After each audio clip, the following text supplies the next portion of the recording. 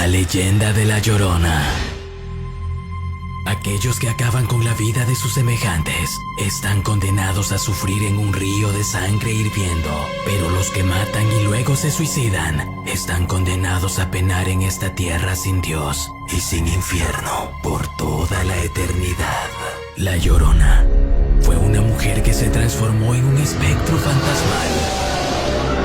Después de haber cometido homicidio y suicidio en esta tierra, condenando su espíritu a perder todo rastro de humanidad y a recordar únicamente aquel mal causado, atormentándola y obligándola a buscar a los que un día fueron sus hijos y que ella mató, ahogándolos sin clemencia por haber perdido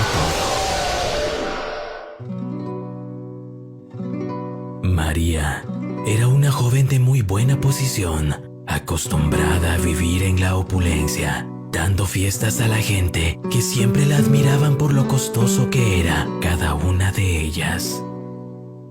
Ella era una mujer muy hermosa, por lo que todos deseaban poder cortejarla, pero nadie se atrevía a hacerlo, pues se sabía que sus gustos eran demasiado elevados para los jóvenes pretendientes que en aquel entonces había.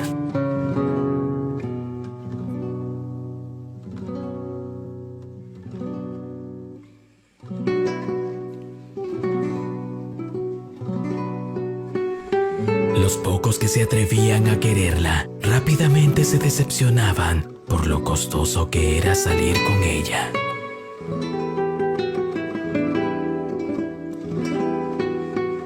Hasta que un día llega a su vida un adinerado terrateniente llamado Agustín. Él era años mayor que ella, pero con la capacidad económica de poder cumplir sus caprichos.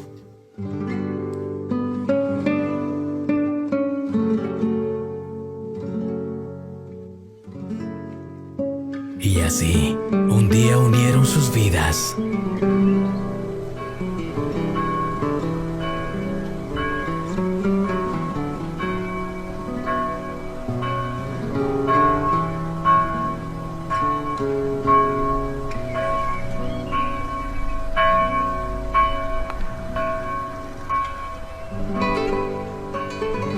Fruto del amor entre ambos, procrearon dos pequeños, Valentina y Augusto, quienes eran muy queridos por la familia.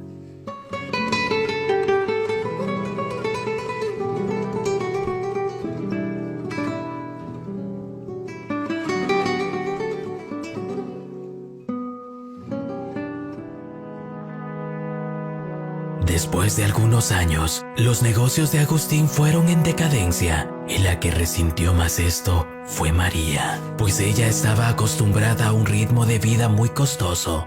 Agustín, preocupado porque a su familia nada le falte, dejó de cumplir los caprichos de su esposa. Ella, por su parte, no quería aceptar esa situación, lo que ocasionó que Agustín desarrollara una enfermedad cardíaca por su edad y por las presiones de sus negocios en decadencia.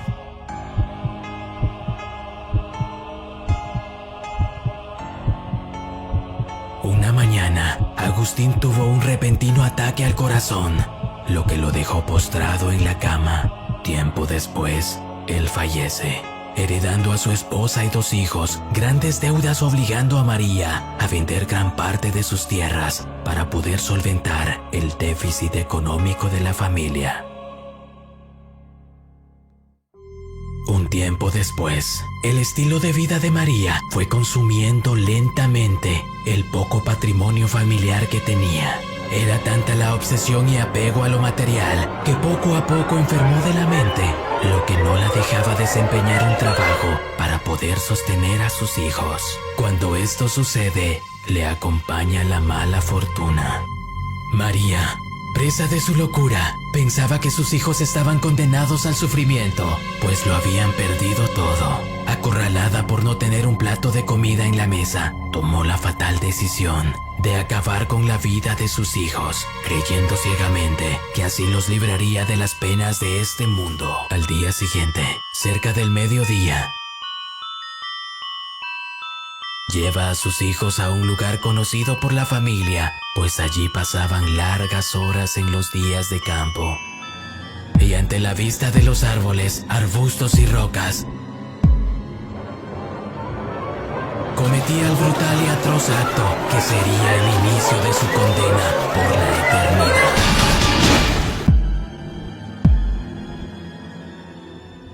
Entraba la tarde y en un momento de lucidez, María advirtió el macabro acto que había cometido. Como pudo, salió a toda prisa a querer resarcir el daño hecho.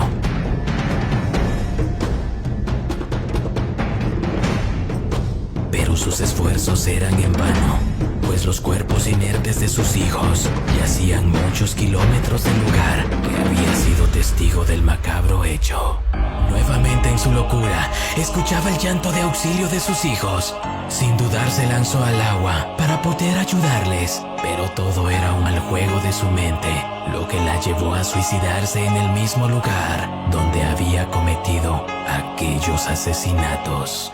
Tiempo después, 3 cuerpos sin señales de vida fueron encontrados por 2 campesinos río abajo. Era María y sus 2 hijos, quienes fueron trasladados a un lugar de descanso eterno. Los cuerpos de los niños fueron enterrados a un costado de los restos de su padre, mientras que María fue enterrada en otro sitio, pues la atrocidad cometida no le merecía ocupar un lugar en aquel mausoleo. Ese día, María volvió al mundo de los vivos para vagar por los ríos y lagos, buscando los cuerpos de sus hijos, pues en el infierno no había lugar de sufrimiento que la hiciera pagar por el crimen que había cometido. Su castigo será recordar todos los días el gran pecado que cometió por toda la eternidad. Presa de la desesperación y de vivir ese sufrimiento día tras día, la obliga a gritar y preguntar: ¿dónde están mis hijos? La experiencia que voy a compartirles en esta ocasión es en relación a pues, los famosos gritos y apariciones de La Llorona. En cierta ocasión estábamos sobre este río, había un poco más casas y luego estábamos después acompañando un velorio de un vecino y pues allí todos los vecinos pues se reúnen, más las personas mayores que han compartido con la persona que falleció. En eso se oyó el grito de La Llorona.